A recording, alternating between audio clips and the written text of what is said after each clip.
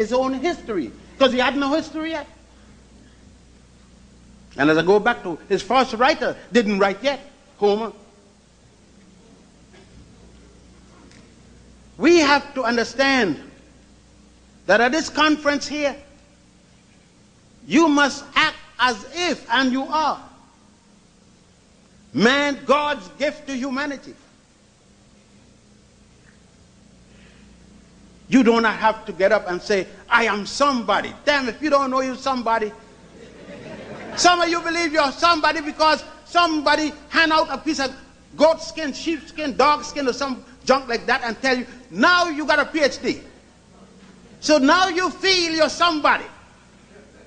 Damn it, if you want somebody in your mama's stomach, before that, in your father's scrotum and your mother's vagina, if you want two participles of somebody great, when they merged together and completed the crossroad, then is when you were somebody.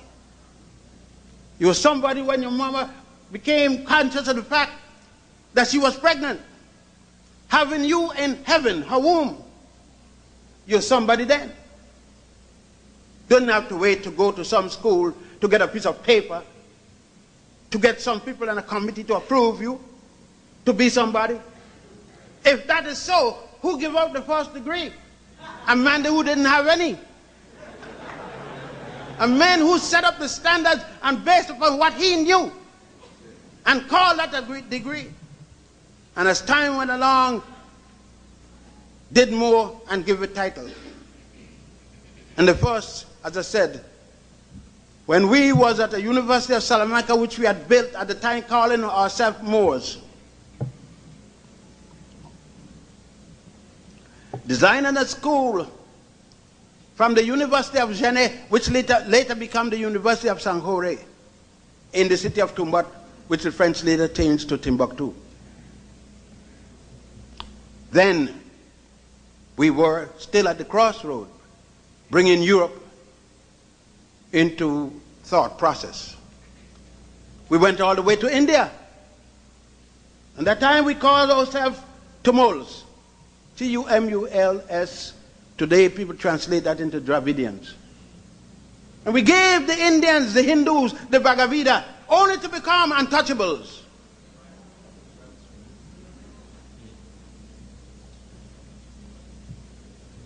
But you wouldn't know it, because you don't read Runoko Rashidi. He's like one of yours. So you can't read him.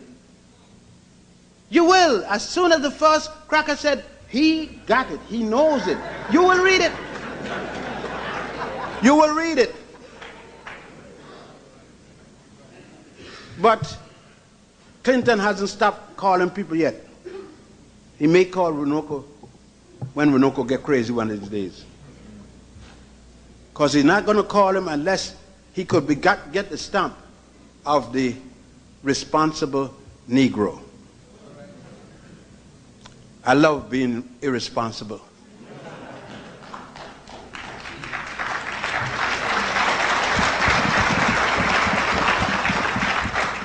I will remain irresponsible like Malcolm, Brother Malcolm X, Garvey, and others, and even King. You see, we have to be articulate. I would not have gone from 1 inch, moved the next inch to the toilet bowl with Martin Luther King, even if I had diarrhea. Stop now, don't get sick.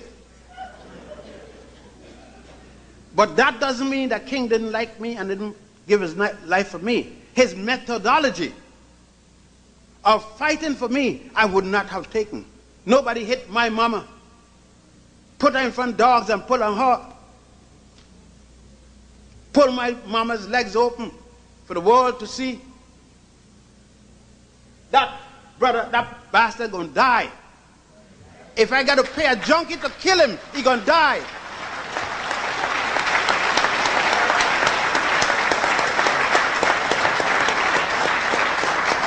But King thought he was helping me. King thought and gave his life for me, as Malcolm did. But the methodology I had to pursue would have been that of Malcolm. And that we have not been able. We feel that if you hate, if you didn't like Malcolm, or if you like King, you can't like Malcolm. Oh no. Both men fought for the same thing. It's nonsense to say that King lived for nonviolence. That's the tactic he used. It was not the way of life. His wife missed the boat. His widow, rather. She missed the boat by millions of miles to preach that he lived a life of nonviolence like hell. And the same man, Gandhi, he said what? Gandhi said he would prefer a man, the most violent man, than a coward running behind the seat of nonviolence. You think it isn't violence when you stop the whole production, stop a man's business, sit down on the counter, chase his customers out? You're violent. You're disturbing the man's business, making his children starve. Stop jiving. It's a methodology, method of way to do it. Close down to keep in time with our time limit, and we must respect the moderator. That's another thing we got to learn. We can respect Whitey. I mean, I ain't supposed to say that.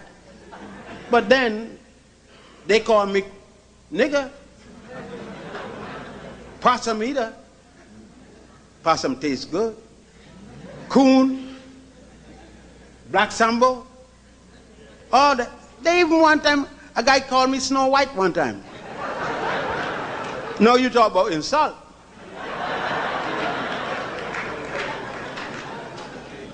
And since it was, I wasn't anywhere where he had help. I went under his mother's clothes in no time short.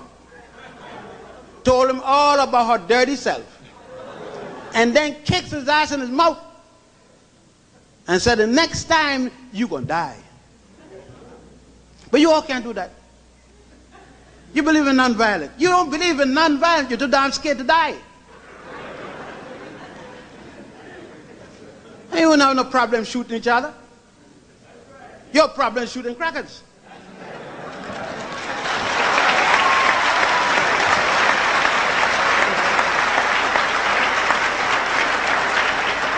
You go on over to, everywhere they call you, Panama, you went there, shoot up your own self. You went to Grenada, shoot up your own self. And you didn't know. Ask them who went over there, even though they went in. You notice they didn't go in Iraq, they stood on the border sending missiles. But those who could look in, ask them if they didn't see 60% of the army looking like them. They would have had problem when they got in, knowing who to shoot. The only thing would have been a uniform. Otherwise you won't know who to shoot. And you ain't got a problem shooting each other in the subway. You got a problem breaking into sister's house, taking her, raping her. You ain't got a problem with that. But you're non-violent with everybody but black folks. Because we are at the crossroad, the African at home, at here, elsewhere in the so-called diaspora, we are at the crossroad because we haven't been able to go back to base one, to look for self. We haven't gone back to put the African woman back in the place of Goddess Mut, in the sky. We haven't seen ourselves as God of a shoe, holding her up by the two columns of heaven and saying, black woman, I love you.